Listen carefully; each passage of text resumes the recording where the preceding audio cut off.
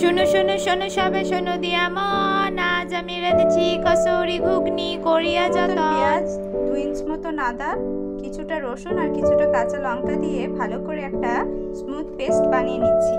আদা পেঁয়াজ রসুনটা বেটে নিয়েছি আর এর মধ্যে 3টে ছোট এলাচ আর 2 ইঞ্চ মতন দারচিনি দিয়ে নিয়েছি। এটাকেও ভালো করে একসাথে পেঁয়াজ আদা রসুনের সাথে বেটে নিচ্ছি। কড়াইয়ে পরিমাণ মতো সর্ষের তেল বেশ ভালো করে গরম করে নিয়েছি। এবারে এর মধ্যে 2টো মিডিয়াম সাইজের পেঁয়াজকে একেবারে সরু সরু করে কেটে নিয়েছি, সেগুলো দিয়ে নিচ্ছি। পেঁয়াজ কুচিগুলো দিয়ে নিচ্ছি। এদিকে 2টো মিডিয়াম সাইজের আলুগুলো ছোট ছোট করে কেটে নিয়েছি আর কিছুটা নুন মাখিয়ে রেখে দিয়েছি, তার থেকে এক্সট্রা স্টার্চটা বেরিয়ে যাবে। এতে করে যারা সুগারের পেশেন্ট, ডায়াবেটিক পেশেন্ট, তাদের এইরকমভাবে খাওয়ালে জলটা বেরিয়ে গেলে কোনো বেশি ক্ষতি হবে না। তার জন্য আমি এই প্রসেসটা করে নিয়েছি। এতে করে আলুগুলো খুব ভালোভাবে সফট হয়ে যাবে। পেঁয়াজটা দিয়ে নেওয়ার পরে আলুগুলো দিয়ে নিচ্ছি। আর আলুটা দিয়ে নেওয়ার পরে পরিমাণ মতো নুন দিয়ে নিচ্ছি। এর জন্য অল্প একটু কাশ্মীরি লঙ্কা গুঁড়ো ব্যবহার করছি। মতো হলুদ গুঁড়ো দিয়ে নিচ্ছি। 1/2 টিস্পুন মতন এখানে জিরে গুঁড়ো ব্যবহার করলাম। 1/2 টিস্পুন মতন ধনে গুঁড়ো দিয়ে নিচ্ছি। এগুলো দিয়ে নেওয়ার পরে ভালো করে মিশিয়ে নিচ্ছি পেঁয়াজ আর আলুটার সাথে।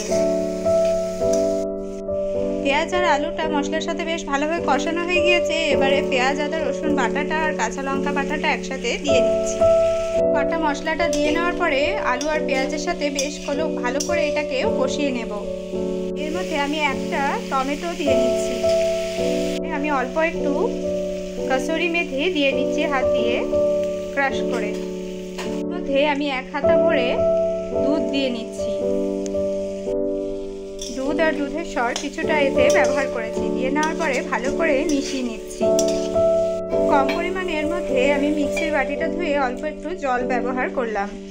মশলাটা খুব ভালোভাবে কষে গিয়েছে দেখুন। মটরটা আমি আগে থেকেই ভিজিয়ে রেখেছিলাম। ওভারনাইট ভিজিয়ে রাখার পরে এটাকে খুব ভালোভাবে সেদ্ধ করে নিয়েছি। আর সেদ্ধ করে নেওয়ার সময় গোটা গরম মশলা সঙ্গে 2টো তেজপাতা দিয়ে সেদ্ধ করেছি। এরকম করে সেদ্ধ করলে ভীষণ সুন্দর একটা ফ্লেভার আসে মটরটার মধ্যে থেকে। মশলাটা খুব ভালোভাবে কষে গিয়েছে। এবার আগে থেকে সিদ্ধ করে রাখা মটরটা দিয়ে নিচ্ছি।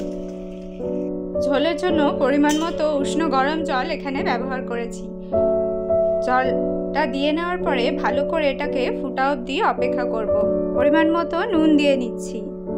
মটরটা সিদ্ধ করার সময় পরিমাণ মতো নুন দিয়েই সেদ্ধ করেছিলাম। স্বাদটা ব্যালেন্স করার জন্য অল্প একটু সুগার ফ্রি ব্যবহার করছি। মটরটার মধ্যে কিছু ফ্রেশ কোকোনাট ইউজ করেছিলাম। ছোট ছোট পিস করে এর মধ্যে দিয়ে নিয়েছিলাম। মটরের মধ্যে ঘুগনির মধ্যে আমাদের নারকেল মুখে পড়লে ভীষণ ভালো লাগে, তার জন্য এখানে নারকেল ব্যবহার করেছি। মিশ্রণটা খুব ভালো করে ফুটে গিয়েছে। 3 মিনিট মতন এটাকে খুব ভালো করে ফুটিয়ে নিয়েছি। এবারে ওপর থেকে শাহি গরম মশলা দিয়ে নিয়ে নামিয়ে নিচ্ছি। শাহি গরম মশলা দেওয়ার পরে অল্প একটু কসুরি মেথি দিয়ে নামাবো। নামানোর আগে অল্প একটু কসুরি মেথিকে হাত দিয়ে ভালো করে ক্রাশ করে চতুর্দিকে ছড়িয়ে দিয়ে নামিয়ে নেব।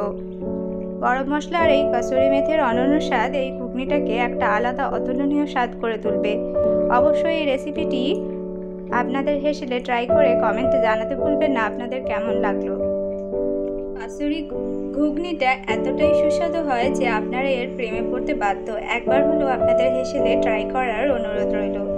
এরকমই আরও নতুন রেসিপি দেখবার জন্য আমাদের চ্যানেলটি অবশ্যই সাবস্ক্রাইব করে রাখবেন। পাশে থাকা বেল বাটনটিতে প্রেস করে দেখবার জন্য অনেক ধন্যবাদ।